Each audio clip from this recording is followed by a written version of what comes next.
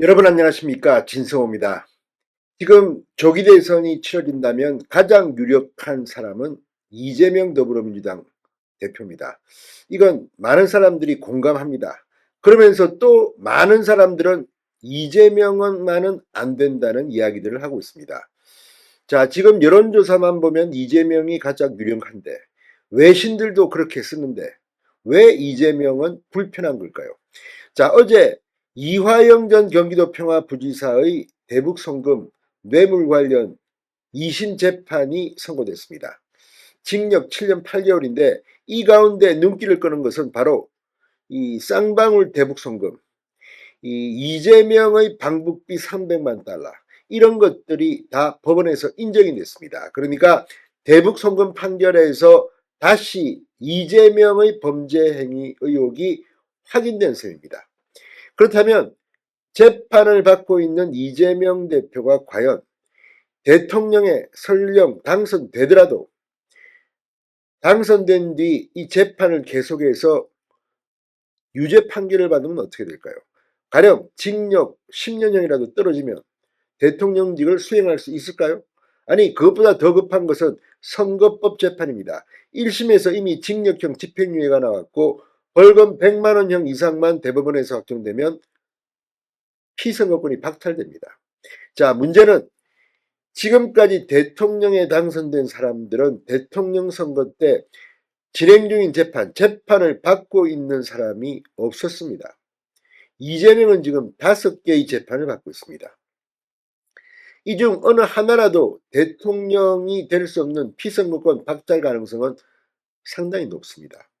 자, 그래서 이재명 대표가 대통령 선거 전에 이게 조기에 치러지게 되면 3심 확정 판결이 나오지 않은 상태에서 출마할 수는 있습니다. 대통령에 당선될 수도 있습니다. 그런데 문제는 대통령에 당선된 후입니다.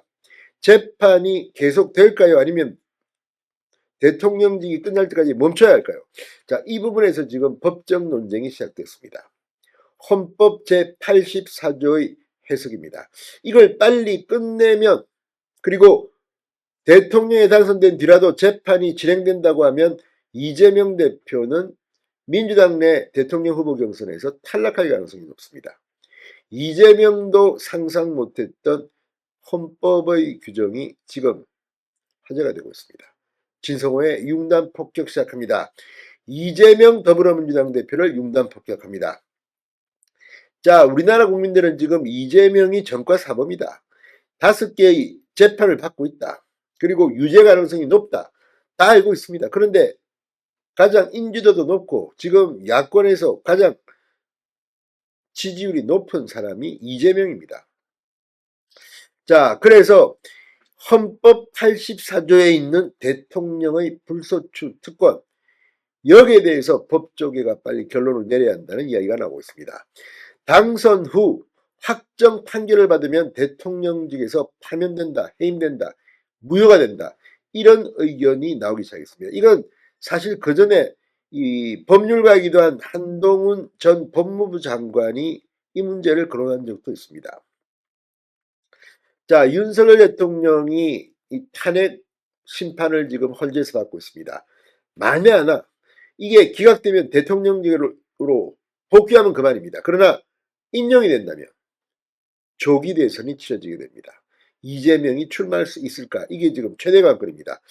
비상계엄을 윤 대통령이 선포했을 때도 많은 보수 성향의 국민들은 야, 이거 비상계엄은 좀 문제가 있는데, 그러나 이재명이 대통령 되는 꼴은 못 보겠다, 이런 사람들이 많았습니다. 자, 특히 어제 불법 대북 송금 등 혐의로 재판에 넘겨진 이화영의 2심 재판에서도 중형을 선고받으면서 이화영의 공범으로 이미 기소돼 재판을 받고 있는 이재명의 유죄 선고 가능성이 무게가 실리고 있습니다. 지금 이재명은 이거 재판 늦게 받으려고 지금 지연 전술을 쓰고 있습니다. 세 번째 지금 이 작전을 쓰고 있습니다. 처음에는 서울중앙지법으로 보내달라, 안 되니까 그 다음에는 재판부 재배당해달라, 안 되니까 이제 판사 기피 신청까지 했습니다. 자, 지금 이 헌법 84조는 대통령은 내란 또는 외환의 죄를 제외하고는 재직 중 형사상 소추를 받지 않는다는 불소추 특권을 규정합니다. 그러나 소추 대상에 진행 중인 재판도 포함되는지는 미지수입니다. 헌정사상 형사재판을 받고 있는 피고인이 대통령에 당선된 전례가 없습니다. 이재명이 처음입니다. 출마하게 되면. 결국 법원이 어떤 결론을 내리느냐에 따라서 앞으로 전국의 향배가 크게 요동칠 것으로 보입니다. 지금 이게 헌법에 규정이 있기 때문에 결국은 담당 판사의 재량이라는 이런 유권의 해석이 가장 유력한 게 아닌가 싶습니다. 자, 지금 12개 혐의로 5개 재판을 받고 있는 이재명 대표. 서울중앙지법은 대장동 위례 성남FC 백현동 의혹 1심을, 서울고법은 공직선거법 위반 위정교사 항소심을 심리하고 있습니다. 수원지법에서는 쌍방울 대북송금 의혹, 경기도 법인카드 유용 의혹 등 1심이 진행 중입니다. 이거 하나라도 유죄가 나오면 사실 대통령을 해서는 안 되는 겁니다. 그러나 법의 맹점을 타고 이 대통령의 이 특권, 형사소추 이 특권을 가지고 이재명은 무리하게 대선에 출마하려고 하는 게 아닌가 싶습니다. 자, 그런데 문제는 이게 지금 생각보다는 간단하지가 않습니다.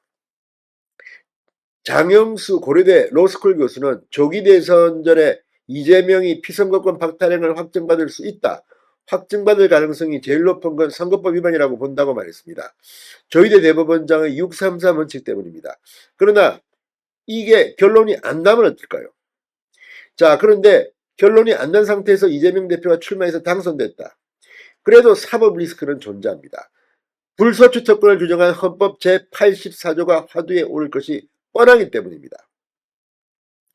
자, 지금 헌법재판소는 지난달 25일 형사재판을 받고 있는 피고인이 대통령에 당선돼도 재판을 지속할 수 있는지에 대해 재판부의 심리를 통해 결정할 수밖에 없다고 밝혔습니다. 이 말인즉슨 재판을 지속할 수도 있다는 것을 의미합니다. 지금 헌법 84조를 두고 다양한 해석이 나오고 있습니다. 자, 이 대통령이 되기 전에 진행되는 재판은 적용이 안 될 수도 있다는 조상규 변호사.